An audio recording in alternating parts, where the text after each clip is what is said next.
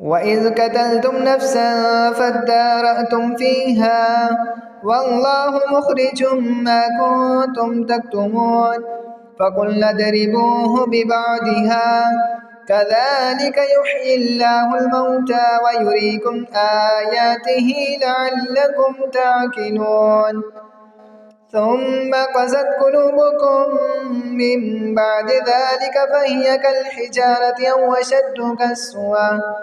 وإن من الحجارة لما يتفجر منه الأنهار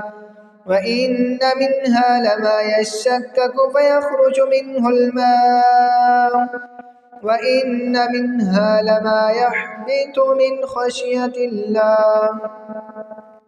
وما الله بغافل عما تعملون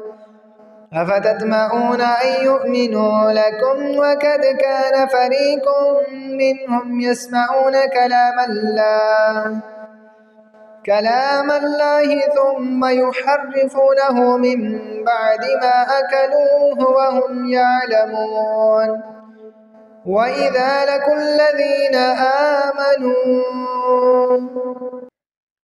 قالوا آمنا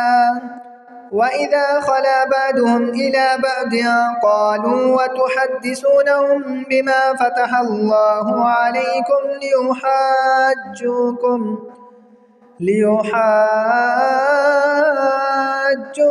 به عند ربكم أفلا تعقلون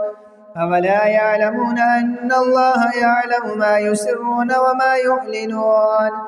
ومنهم أميون لا يعلمون الكتاب إلا أماني وإن هم إلا يظنون فويل للذين يكتبون الكتاب بأيديهم ثم يقولون هذا من عند الله ليشتروا به ثمنا قليلا فويل لهم مما كتبت أيديهم وويل لهم مما يكسبون وقالوا لن تمسنا النار إلا أياما معدودات قل اتخذتم عند الله عهدا فلن يخلف الله عهده أم تقولون على الله ما لا تعلمون بلى من كسب سيئة وأحاطت به خطيئته فأولئك أصحاب النار هم فيها خالدون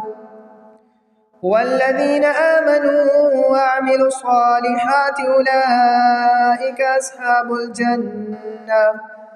هم فيها خالدون.